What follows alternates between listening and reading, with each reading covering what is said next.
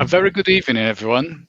I am Fabrício Assunção from the Spiritist Society of Bournemouth. Welcome to tonight's talk, brought to you by the Spiritist Society of Bournemouth and Poole Christian Spiritualist Church. This talk is one of our fortnightly talks based on the psychological series of writing by the Spirit Joanna de Angelis.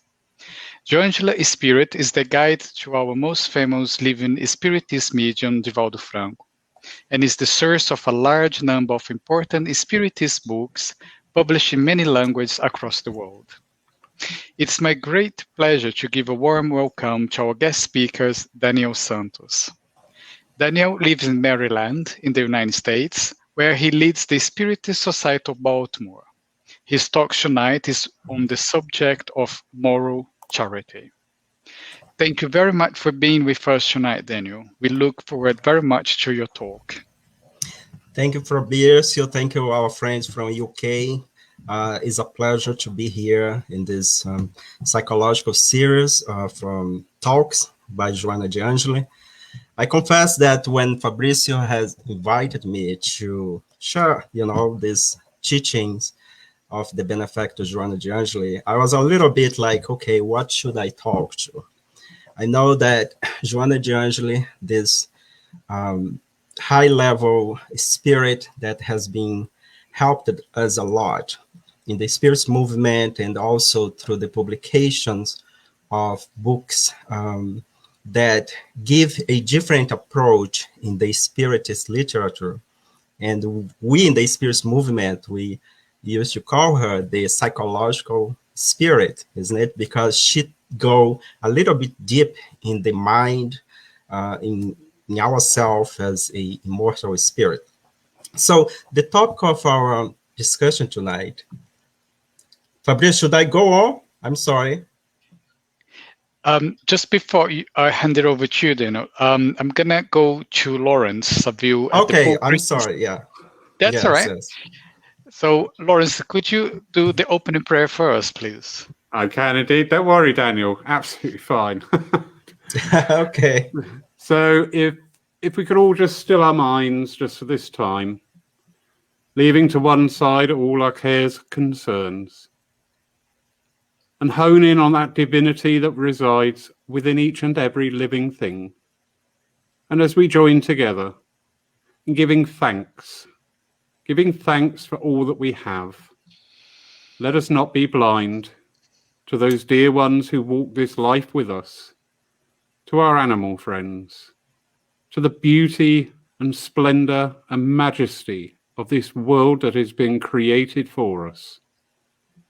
And as we harmonize our vibrations together this night, to explore more our spirituality and to hear the words given to us from beyond that which we call death, but that which we know is a transition, a change, the caterpillar emerging into the butterfly.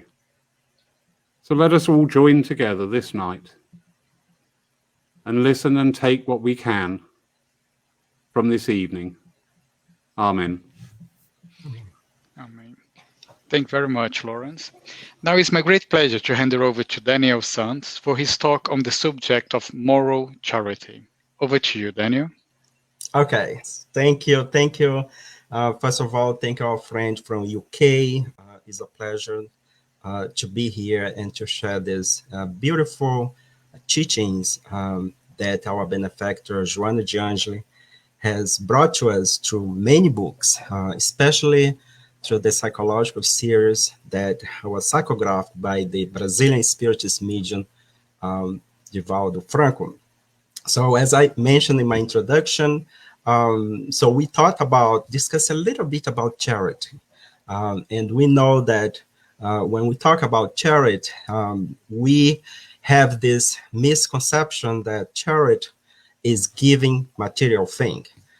Okay, we may, accept that, but Joanna comes and bring a different approach. Not only Joanna, but many great minds throughout humanity has touching this subject of charity, something that go beyond just provide material help to one another. So we decide to discuss a little bit and bring to our reflection the moral charity or the conscious charity. We try to put the word charity in the right place. Because as I said before, we have been using this word and sometimes misleading our action. And sometimes we think that we are helping others by provide a material thing. But at the end of the day, the question is, what we are doing? Is this a movement that we do because it's true a result of our feelings, or is just like a projection of our persona, or the shadow, or the ego, as Joanna de Angelis bring this very well in her books.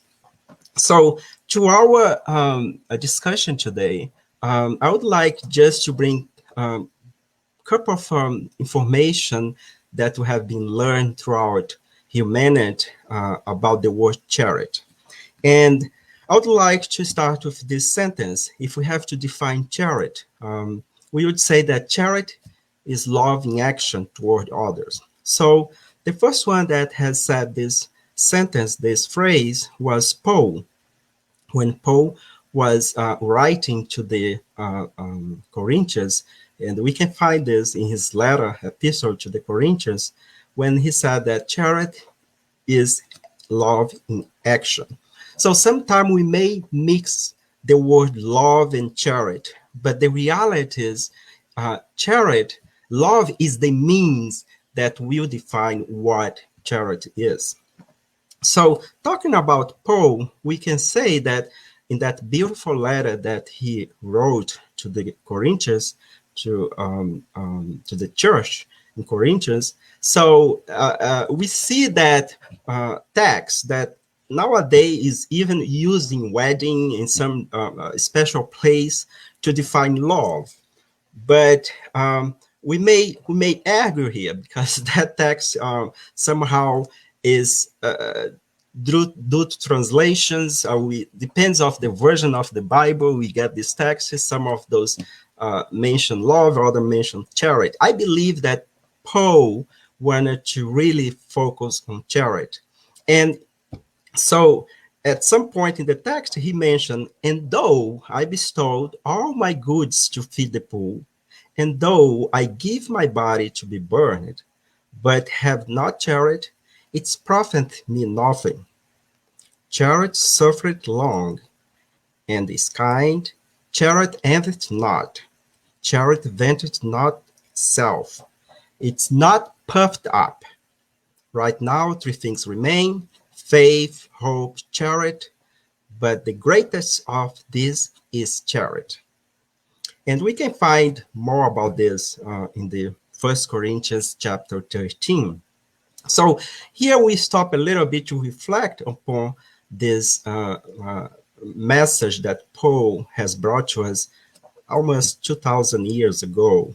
And what Paul is trying to tell us here, that no matter how much knowledge we have, no matter how much money, good, or no matter how much alms giving we give to the poor, but at the end of the day, if we don't have this deep feeling sentiment of charity, nothing is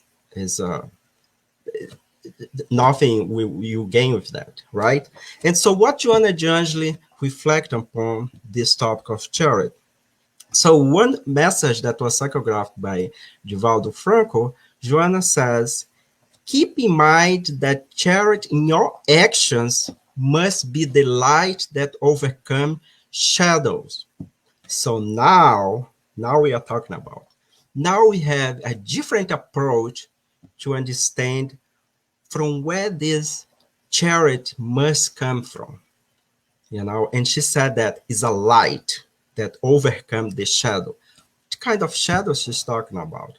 Of course, we don't have time here to go to all the psychological terminology and the study that Carl Gustav Jung has brought to us and Joanna Jung has adopted as a foundation for her stud and to bring to us a new way to see life in general, the new way to see ourselves as a immortal spirit.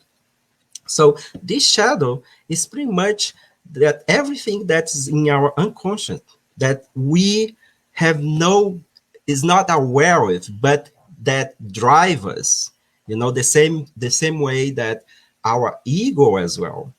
We are not saying that those components of our psychic is bad. We are saying that what are we projecting to our society? What are we giving what we are calling as charity action? So this is a personal question that each one of us need to answer to our conscience. So, but let's keep in mind and let us move on in our analysis here about charity according to Joana de Angelis. So the way we're going to bring this, we pick some of those information from those books that she has, especially the books that is part of her psychological series. We know that she has Givaldi has psychographed something around 16, 17 books only relate to the mind and how we should understand ourselves as this immortal spirit. And of course, she has other books. I believe by right now she has published over the 50, 60 something books that touch another subject. But moving on, so also in the Gospel according to Spiritism, codified by Allan Kardec, we have a chapter in that book that is entitled Without Charity, There is No Salvation. And we ask ourselves, wow, a whole chapter about charity? Yes. And that was needed because when that book was put together in the 1800s, the main idea in that time is that without the church, there is no salvation. So the noble spirit, of course, together with the codified Allan Kardec, decide to rephrase that sentence, and that's what the banner, without charity, there is no salvation. We're going to try to argue here tonight and to make this analysis under the psychological view of Joana de Angelis. What means to be a charitable person? And the question is, are we a charitable human beings or a charitable individual? So this is a question that is pertain to each one of us. So it's not something that we are here to judge. If we are doing your charitable work in your spirit center or in your spiritualist church, and if we are writing a check to help a foundation, non-profit organization, and if you consider this a charitable action, that's fine. That's fine because we have no authority to judge the action of others, but our own action, right? So in that same chapter in this book, there is a message by the spirit Francois Xavier. This is in chapter 7, when he finalized his message by saying, when charity becomes the rules of conduct for humans, they will conform their word and action to this maxim. Do not do unto others what you would not want them to do unto you. Then all causes of dissensions will disappear, and with them the causes of do and was, which are actually those between people, right? And we see a lot of this in our society, especially in the current moment that we are living in. The big challenge, the suffering, comes from relationship issues. This is present in our family. This is present in our workplace. This is present in our society. This is present in our spiritual institution. And what happened? So if we don't know how to deal with this by using this maximum that the Spirit has brought to us, and of course, He is pretty much remind us about what Jesus has said to us, the golden rule. In fact, Jesus, this is the golden rule that has been said for many millennials, even before Jesus, of course. So we cannot consider ourselves charitable because, as we mentioned at the beginning, it's not giving material thing, but also giving our understand, is exercise the self, as Joanna Judge mentioned. We are here to project ourself, but sometimes ourself is tainted by our egos and our shadows. Um, and that is very clear what she has invited us to analyze when we read her books. So, and then she comes again, and we're going to bring Joanna Jangela a lot here because this is a psychological study of her work. And she said, charity is not just a theological virtue. Charity is not just a religious guideline. Charity is not a conditioning of faith. Charity is purely and simply a normal pattern of behavior. So let us stop, let us think about what she's saying here. So charity is a pattern of behavior. And we may ask, what is behavior?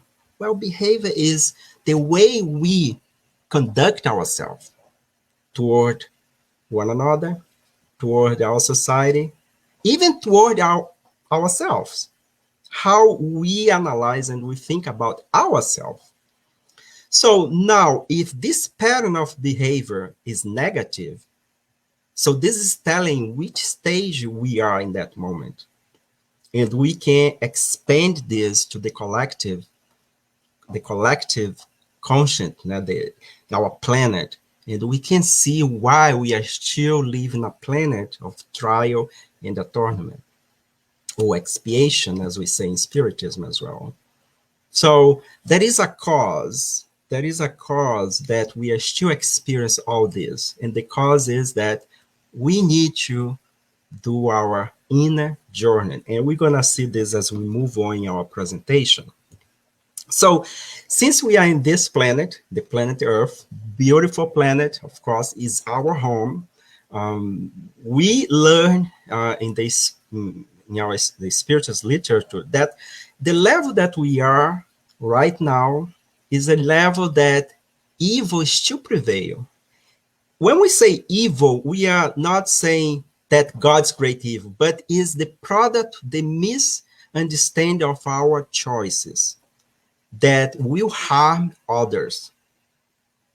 And this is just a moment in our evolution, and we will move on to the next level that probably is going to be a planet of regeneration where goodness will prevail, right?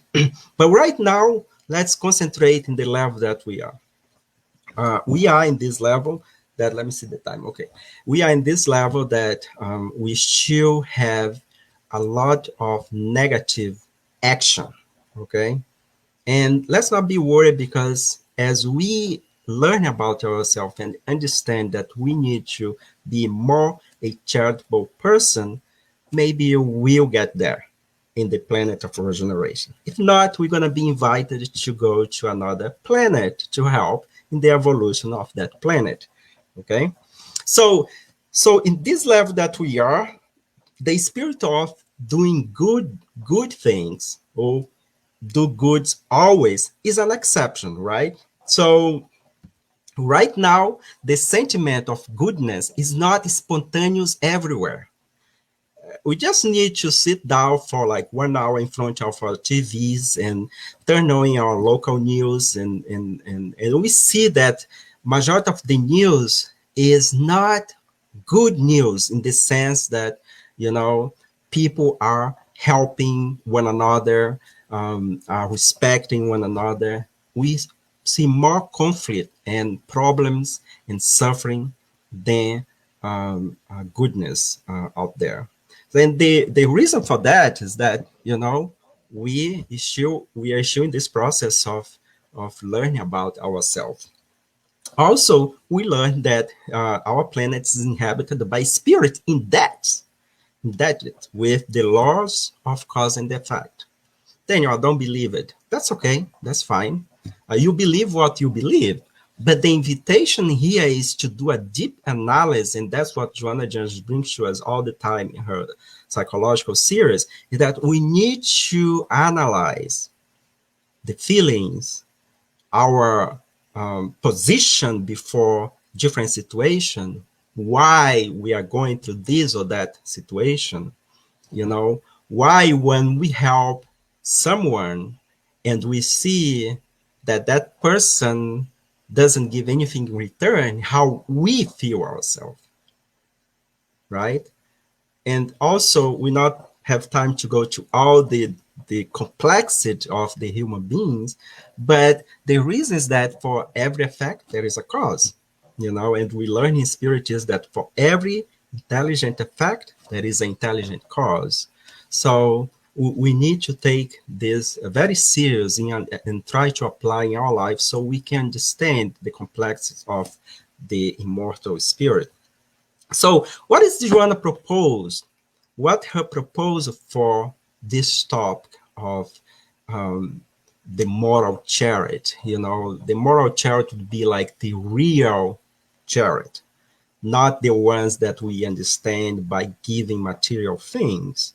So, so by reading her books, we learned that the main thing that she invites us to do is this moral transformation or inner transformation.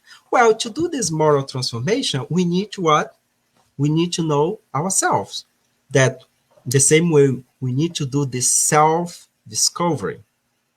We need to dive in inside of our psychic, our thought, our behavior, our emotion, and try to know why I'm behaving this way, why I'm going to this way, why I'm doing this. Is this a product of my persona? Is this the product of my ego?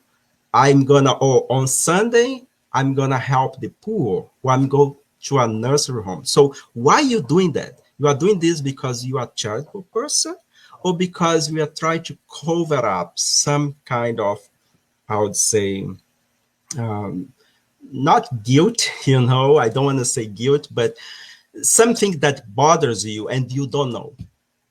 Is this movement, this action that we are doing, really a moral charity as understood by the great mind of our humanity? Let's see it. So, and at the end goal here is through this moral transformation, this self-discovery, we become what she says, the conscious beings. So we become the true self. You know, we know that our unconscious, it has those archetypes, as she mentioned, and also as brought by Carl Gustav Jung, that those archetypes is in fact pattern of behavior that is collected through experience of many reincarnation or lives and lives that we had before that form this individual that we can call nowadays the spirit, us incarnate, you know. So, but the idea is to reach that level that we become full aware that everything we do, every thought we have has a period in itself. It's not something that will cover up a feeling or a um, guilt from our misdeeds from the past and even from this reincarnation as well. So in this book, and I have this book here that we here in the Spirit Society of Baltimore translate this book. Like I remember when this book was published about 15 years ago, I think, was a great joy for us and very a challenge work to do. that mainly was done by Dr. Vanessa Saloni. In that time, she was the president of the Spirit Society of Baltimore.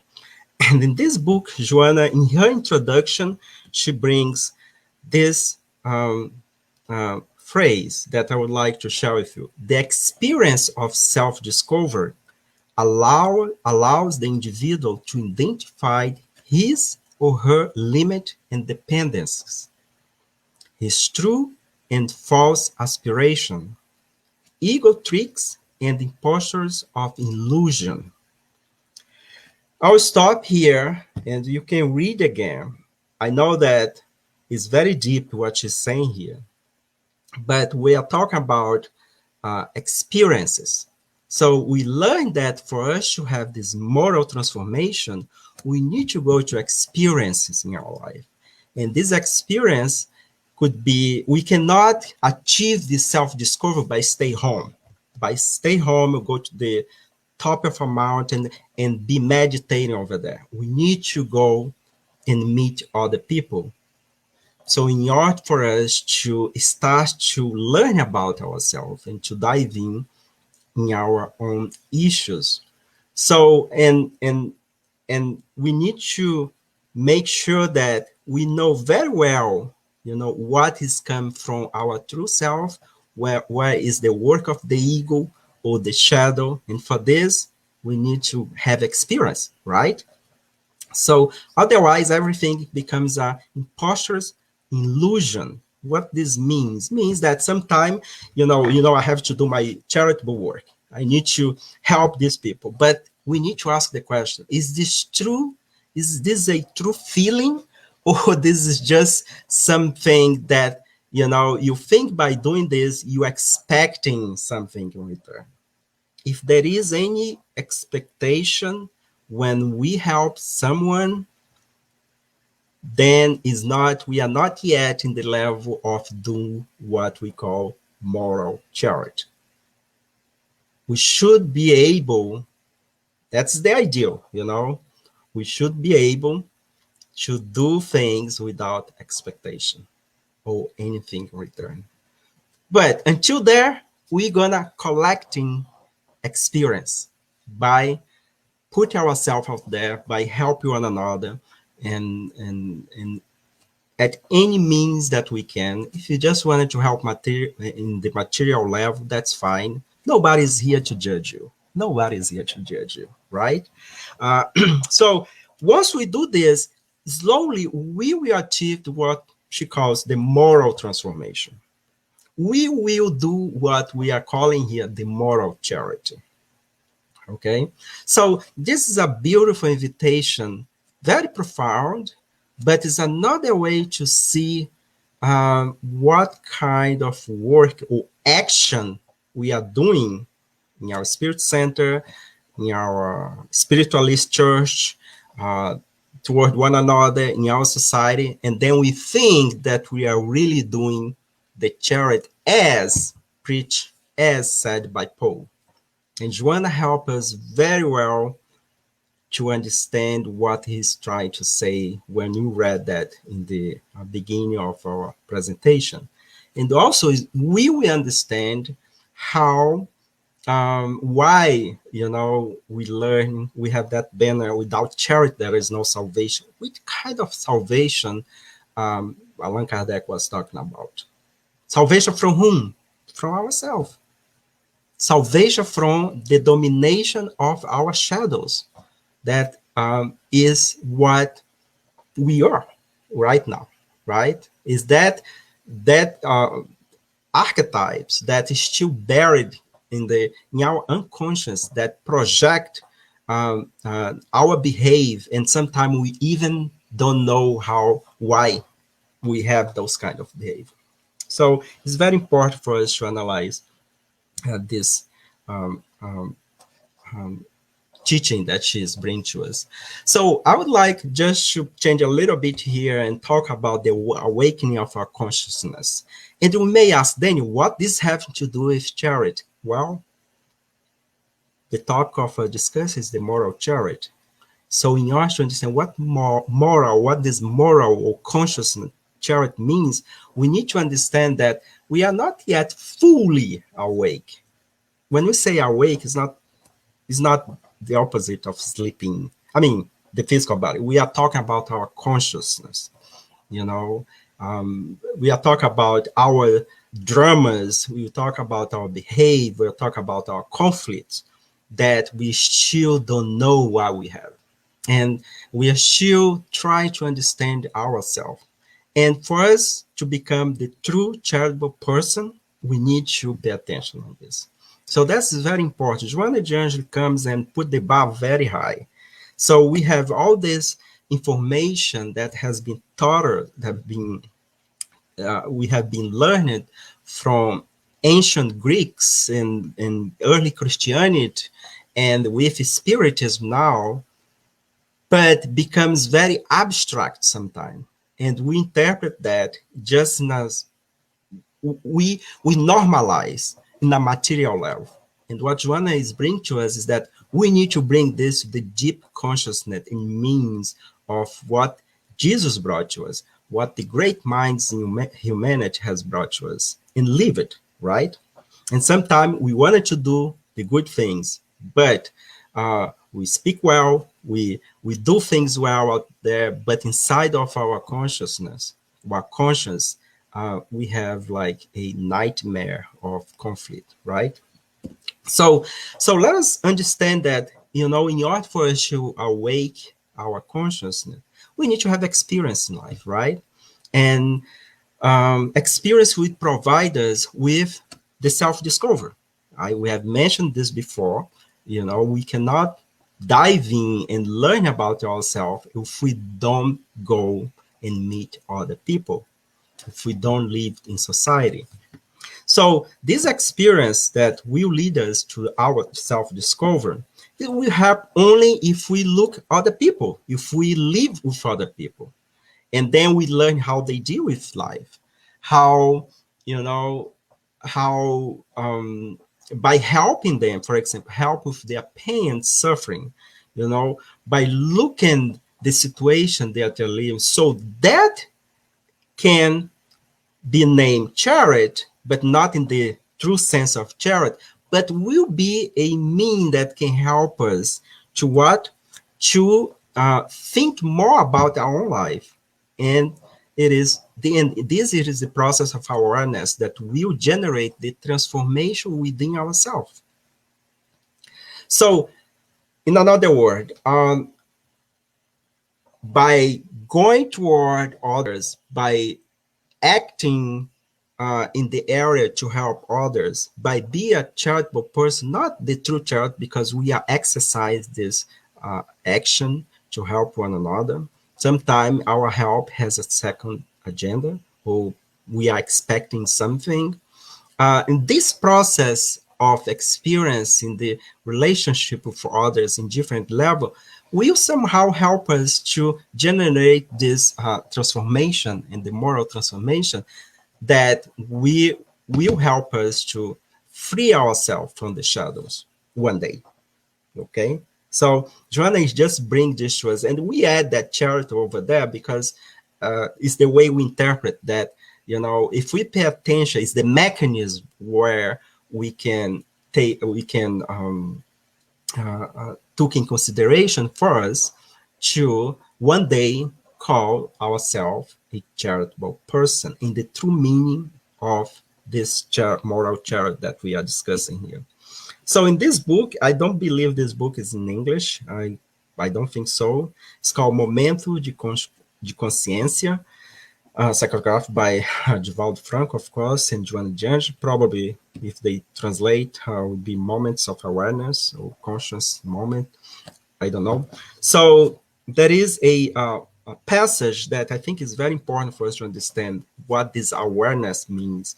And she says, this awareness is not of the intellectual nature or nor activity of the brain mechanism. It is the driving force that comes from within. It is conquered from the evolutionary experiences to externalize in the form of actions. And we wanted to make a bridge here. In externalize in the form of action is the same thing to externalize in our charitable approach to others. Okay? We can interpret like this way. Of course, we can use in any form of action we have. But at the end of the day, is the relationship that we have with one another. Could be in the material level, could be in the mental level. But she's telling here, that's not product of our physical brain. It's not a mechanism of the brain, you know, it's not. Is she's invited us to dive in, this is the driving force. Well, this driving force is conquered through many experience we have in this life, but also from previous lifetime. We have discussed it before. In the level that we are in the planet of the planet Earth, it is a planet of trial and expiation. We are somehow in debt. In debt because we made decision that was not according to God's law. That's what we call law of cause and effect, right?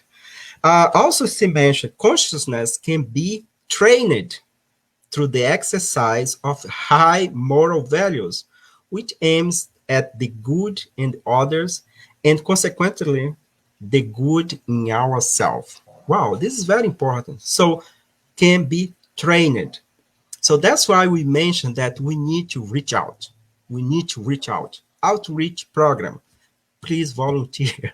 Because by doing that, we expect that we'll do this analysis and we'll learn what it is really the true charity that Paul has invited us to do.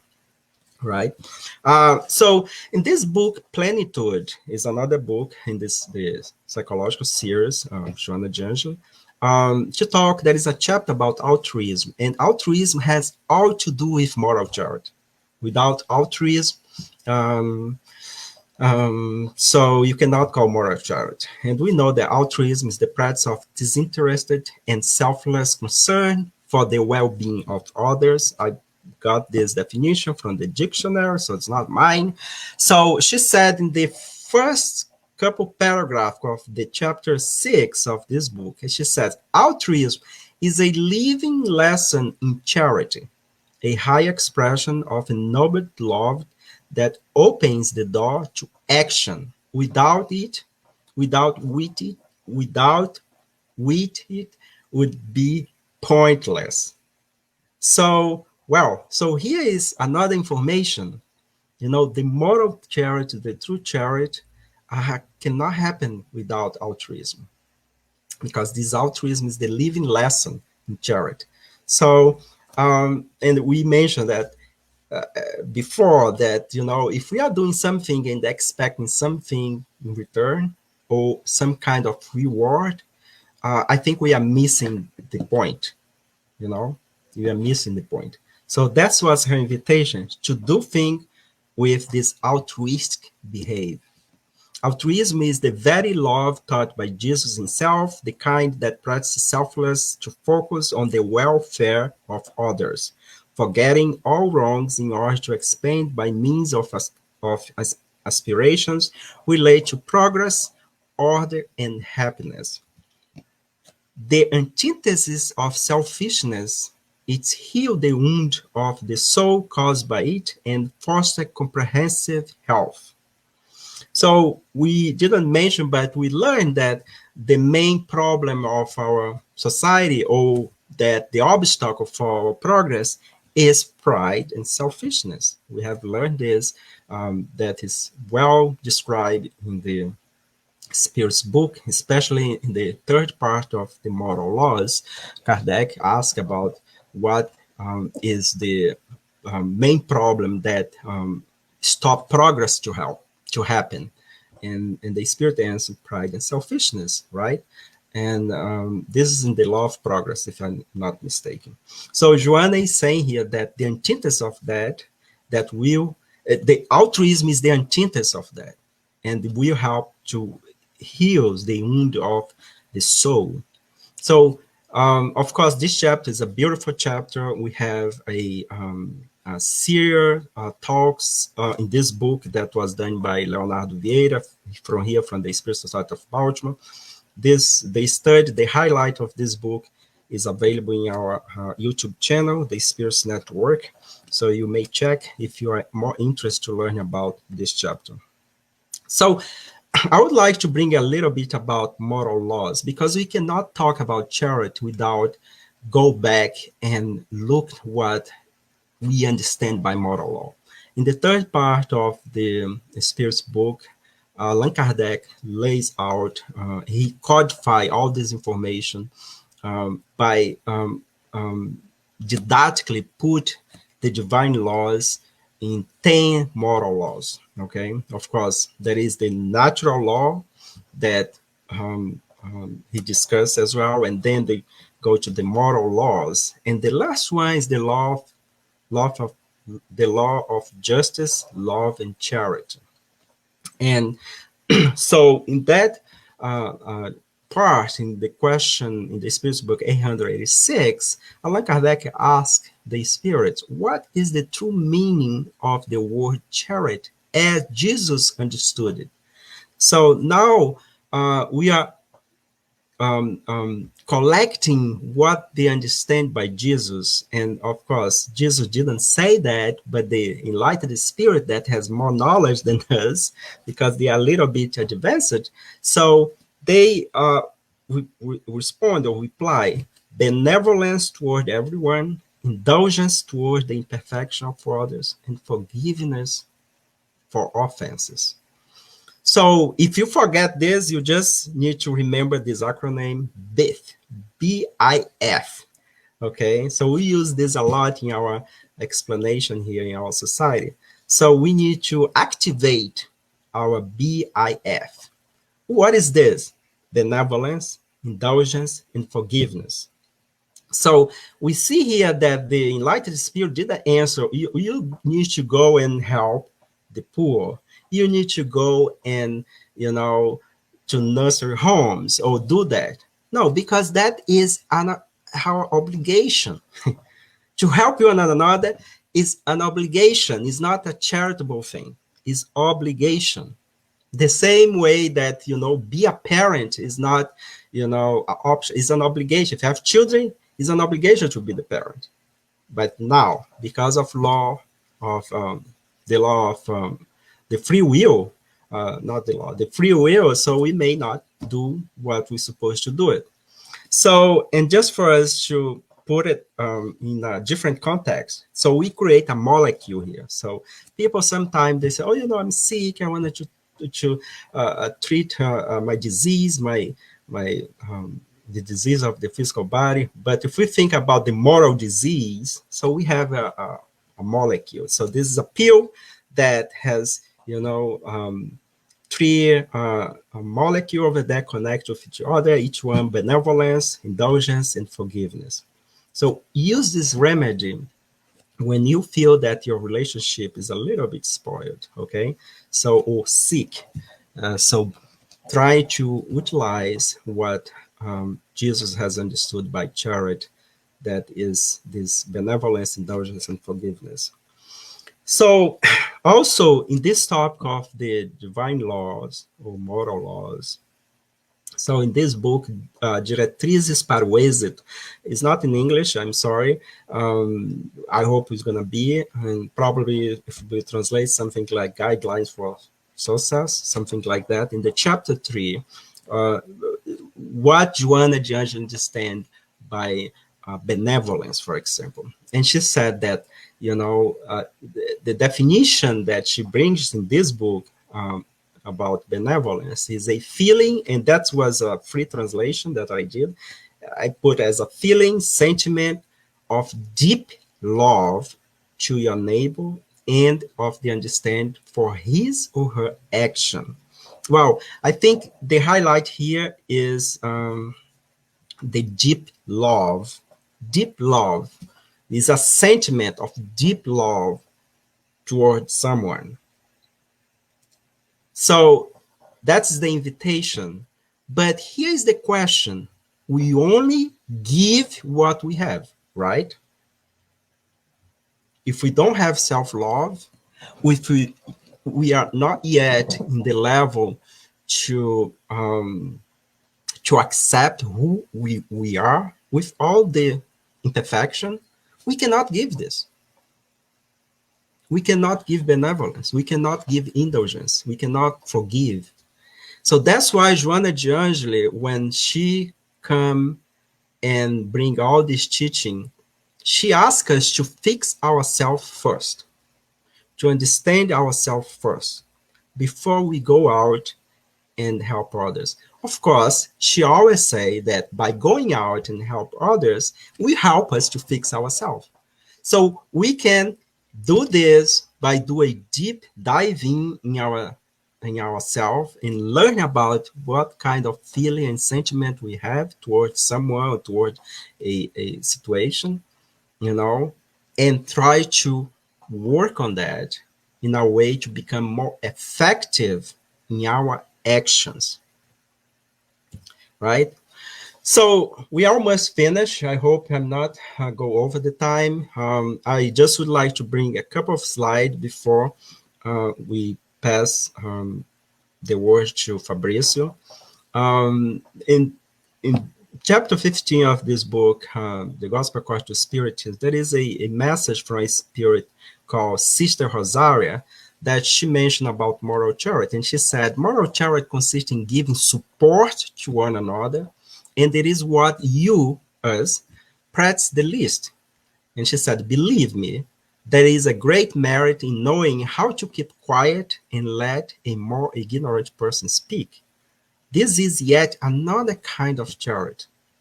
So we see here that the enlightened minds doesn't talk about charity in the material level. They put charity as a very high level, like moral, in the conscience, you know. She continues saying, knowing how to turn a deaf ear when a mocking word escapes the mouth accustomed to scorn, not pay any attention to the smirk of disdain that greets your entrance among persons who often wrongly think they are above you, whereas in the spirit's life, the only true life, they are sometimes far from it. These are meritorious acts, not of humility, but of charity. So there is a difference here. It's not humility, but charity when we zip it up, when we don't revenge. Because not pay attention to someone else wrongs portray moral charity. So again, this is another way to see this topic of moral charity and to ask ourselves, are we really doing this proposal that Joanna brings to us when we are telling, using the word charity? So this is a question. This is a personal question that you may ask yourself. We should ask ourselves too, and working to become, you know, a really true charitable person. So just for us, I believe that you have seen this before, but you know, this is like a conversation between a master and his apprentice, a student, and the apprentice was very curious to know what is the secret of happiness. And the master responded, not to argue with idiots, you know. And the apprentice said, Master, I completely disagree that this is the secret. And the master replied, yes, you're right. So this is for us to laugh a little bit. So sometime not respond maybe is the best action. Of course, we need to analyze the situation. We need to analyze all angle to see what's the best approach we need to have. But this is for us to think about it. We know that we are living in a time that disagreement is very high, is in high stake right now. Our planet is completely divided. We have problems in all sectors of our society, and it seems that be charitable with one another is lacking, right? So, for our reflection, the lack of understanding will generate disagreement. Um, and this understanding of one another of the situation is the key aspect for us to have a balanced life, right? So, but the understanding happened because before we disagree, there was something that was not well done, that our communication, as the name is saying over there, communication, a action that is in common, is not the same action, but is a common action. If we have a good common action, we will have more chance to understand one another. And once we understand one another, this will lead us to what? Tolerance, the BIF, and of course, charity, because BIF, according to Jesus, means charity, right? As he understood. So, but what we see nowadays is that disagreement has been everywhere and has been destroyed relationship and has been caused a lot of depression in our society, in our families. And sometimes we are not stopping to do this self-discovery that Joanna brings to us, invite us to do. She doesn't bring, she invited us to do it. Okay. And so I was curious to know about the disagreement. So I don't know if you know, but Google has this tool search that called the Ngram Viewer. So you can go to Google, you can type any word over there, and the search was showing how many times, or the percentage of how much time this word was used. It was used in printed books, search in the internet, in speech, and Google did that after they have scanned 30 million books, and this can go back to 1500 until the year 2019. So I was curious. I said, okay, let me see in the last 200 years of humanity, so how many times this word disagreements appear. And you can see here that from the 1900 until 2019, let me see if I can point here my. So you can see from here until 2019, the word disagreement has been printed many times. We have an increase in this word disagreement. Well, Daniel, you may ask it, Daniel, but why did this happen? I don't know. I can speculate. I think that as our society become, our laws is better implemented, so the freedom of speech, also increase. So people tend to express themselves more. So we can also argue that the word disagreement is there because people really don't want to understand the other side and is argue that their side is the better. So I don't know why it's increasing. So maybe you can help by put your comment in the chat, and I'd be glad to read and to learn more about what is your interpretation of this increase of the word disagreement in printed material, in speech, in all kind of information that has been published in the last 200 years. Okay, you can use these searches or search tools for any word you want. You can put your name, you can put anything you want. They're gonna give to you a projection in how much that word has been used. Okay, Albert Einstein says peace cannot be kept by force. It can only be achieved by understanding. Beautiful quote. I wanted to bring this so you can reflect. And I would like to finalize with this sentence by Joanna that is printed in the book, The Conscious Beings, when she says, conscious individuals are austere, but not grooming, cheerful, but not flippant, benevolent, but not consenting to error. Conscious individual assist and empower those in need and then go on their way without expecting anything in return. This conscious individual would be the true charitable person. And that's where we want to go. That is the invitation that Joana de Angeli, this enlightened spirit that has helped in the codification of the book, uh, um, of the codification of Spiritism, and also has brought these beautiful teachings, psychological series, through the hands of the medium, the Brazilian medium, Divaldo Pereira Franco in Brazil. So I hope I was able to bring a different perspective of this topic of charity to you. Of course, we are all here learning about, and I will stop here and call Fabricio and Larry to see if we have any question and all the information that we can share and discuss. Thank you, Daniel. Thank you very much for your reflections. It's a lot for us to be reflecting there, isn't it? Yes. When we talk about Joanna, there is no way you can say, okay, I can just read the book. No, you cannot just read the book. You have to read the book and reflect a lot of what's actually just Exactly. read on the book. And It's one a thing that masterpiece, it's a textbook. So that's what we say.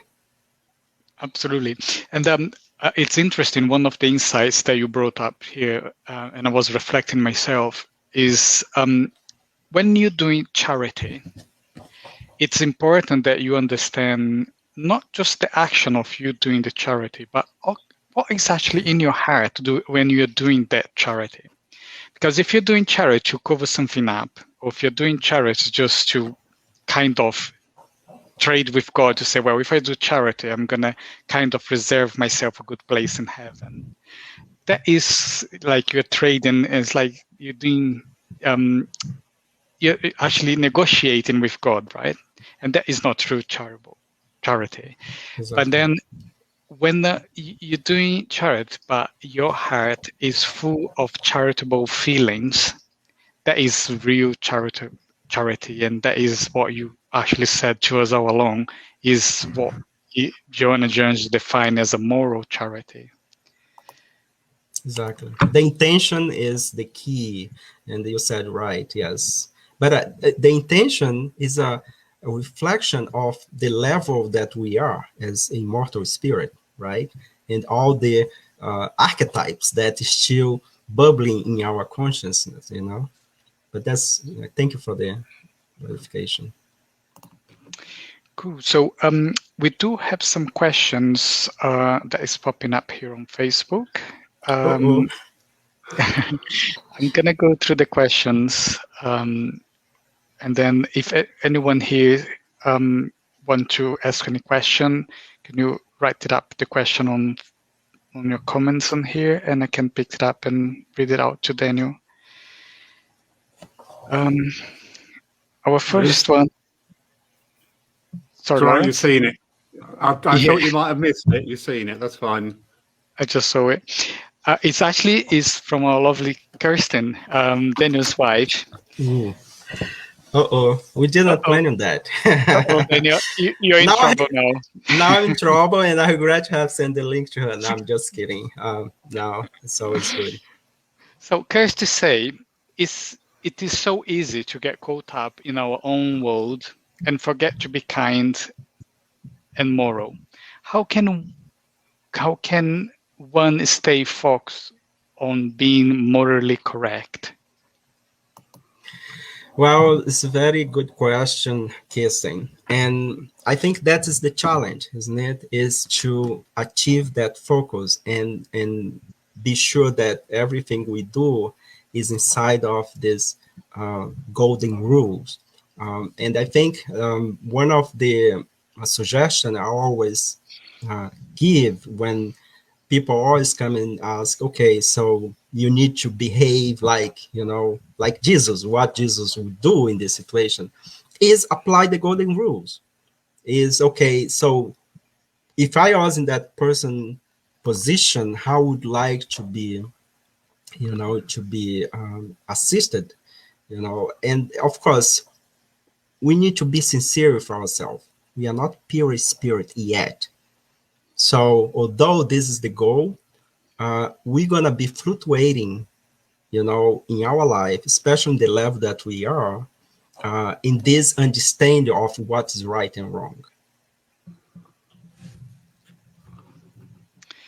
Excellent. Lawrence, I think the thing here I can look at goes really quick. I don't think I can see any other question there. Can you see any other question there? I can't see any questions, but there's some lovely comments coming up. Some comments. If you wanted to read the comment, just for us to reflect.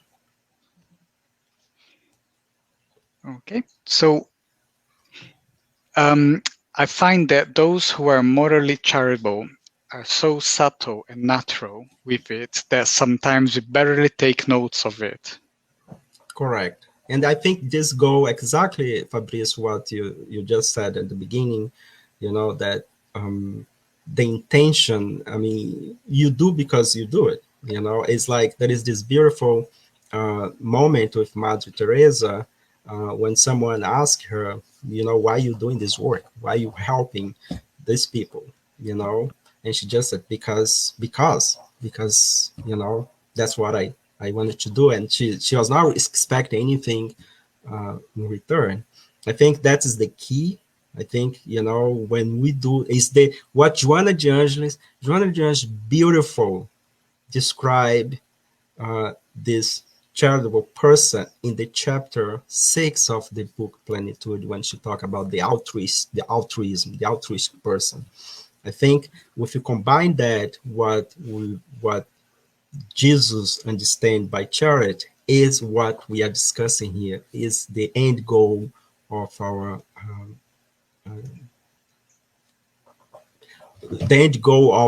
evolution, pretty much, to become like a pure spirit one day. Yeah, another comment here said, we can get so lost in our own shadow, and it feels so natural because it's an integral part of us. It is so easy to fall back into negative patterns and behaviors. Very true. And here is my reflection on this, Fabrice and Larry, is that we should not fight against it. We should learn how to manage, because this is part of us.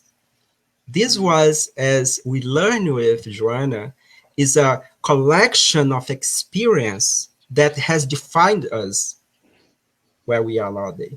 We learn in spiritism that we are created simple and ignorant, but with the tendency to perfection. In this journey that we do from that moment we are considered simple and ignorant, is on us, is a lonely a journey that we do.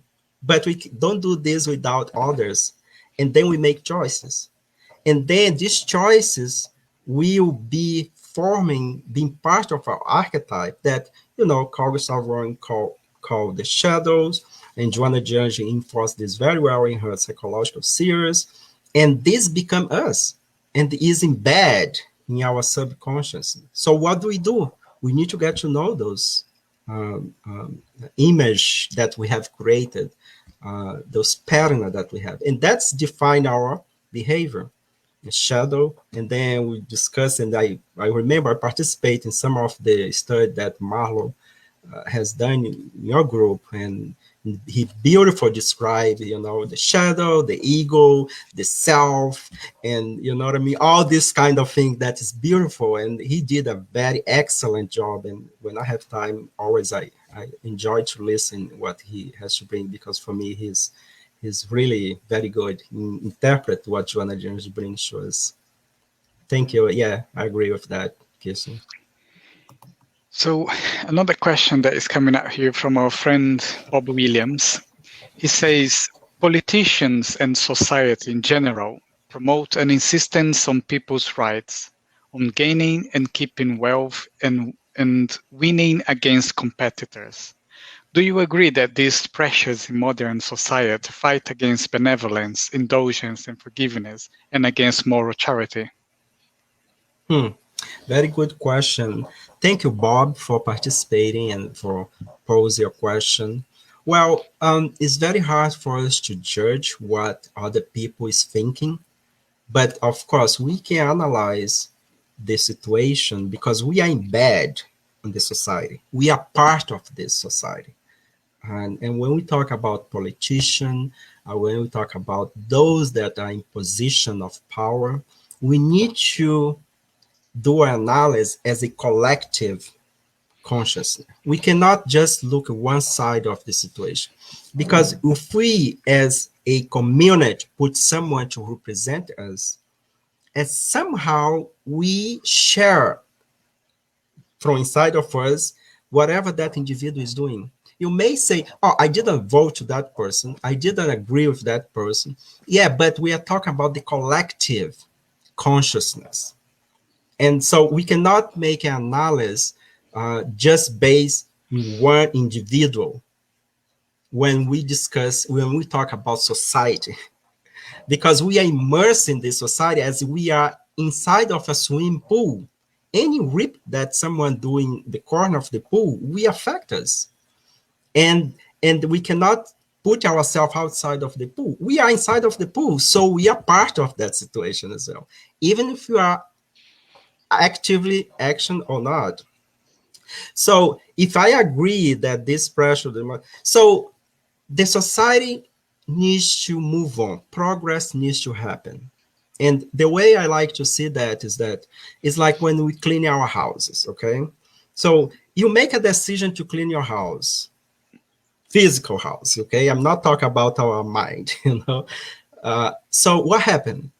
In the moment that we are cleaning our house, there is dust everywhere. Furniture is, yeah, I hope you move your furniture away. If you don't, so it's better go there and do it, because if you don't do that, the time that you're gonna do is gonna be pretty dirty, right?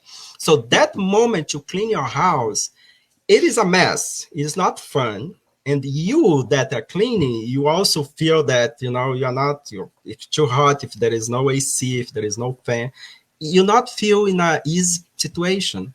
So we need to learn how to observe things from up above, okay? Open our mind and see that there is a someone that is in control. Of course, we are not saying here that some of the things that happen in our society, some of the decisions, some of those law that is implemented is the right one. Only time will tell.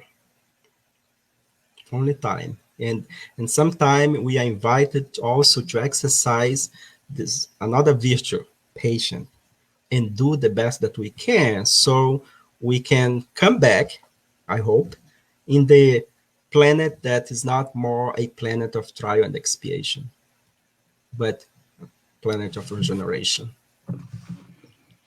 Thank you, Dan.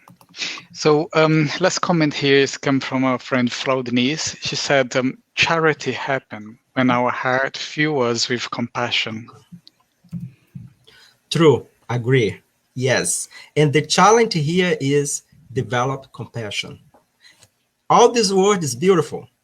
And that's why Joanna de Anjos is so important in the analysis of those words. Everything is connected to the development of the sentiment, to how you express yourself. And I completely agree. Develop compassion, gratitude, right? And Joanna de Anjos has a book that she called, that it's entitled The Psychology of Gratitude, I think. Psychology that is all about gratitude. And I was amazed because we did this study here. Kirsten did the study here in the Spirit Society of Baltimore. And I was, oh my goodness, can you write a book only about gratitude? Is, you know, because if I think about gratitude, probably I could not even write a line, you know, gratitude is gratitude, that's it. But she elaborated very well this topic of be grateful, you know. Excellent. So Abigail say, thank you, Daniel, and the Spiritist Society of Bournemouth. May God bless you all. I'm going to ask Lawrence to put a leaflet up to invite you all for an event that will happen on the 18th of April. It's our British Union Spiritus Society celebrating 160 years of the Medium's book, and the speaker is Gioca Daledone, and the time is 11 o'clock a.m. UK time. So once more, 160 years of the Medium's book by Allan Kardec. It's an event organized by the British Union for Spiritist Societies, 11 o'clock a.m., 18th of April. Our next speaker, our next event is going to be on the 23rd of April, and we will have with us Josara Kornegog, and she will be talking about spiritual influences, and that is on the 23rd of April, our next Spiritist night. Daniel and Lawrence, before we actually go to the closing prayer, is there any close remarks you'd like to make? No, I sat here thoroughly engrossed. Thank you very much, Daniel. Very, very interesting. There was a lot in there to take away. So thank you. Yeah, thank you, Laurie. And it was very nice to be here. Thank you, our friends from UK. We here in the US, of course, we share the same acronym in our Spirit Society. We are work from the SSB, the Spirit Society of Baltimore, and Fabricio and the other friends over there in the Spirit Society of, I'm sorry, but I don't want to mispronounce. Say again, Fabricio? Bournemouth. Bournemouth, yes. So, and it was very good to be here. Thank you so much for the invitation. As we mentioned in the beginning, this topic is a topic that doesn't end here. I would like to invite you to participate in the study of the series of Joana de Anjos that your group, your friends from UK has promoted. And I have the pleasure to participate in one of those studies, and it's very good. I completely suggest that if you have time, please do so. And I was very happy to see that Gioca Daledone is still over there, because I met him like many years ago, probably 15, 20 years ago. And I'm happy that he's going to speak in the event. Thank you, Fabricio. Thank you, Laurie. And Pleasure. Thank you, Daniel. Thanks for being with us. Thanks for the talk tonight. I would like to say thank you to every one of you that have been watching us and listening to us. And I hope to see you in 2 weeks' time. Have a good night. Bye-bye for now. Good night. Bye. Bye.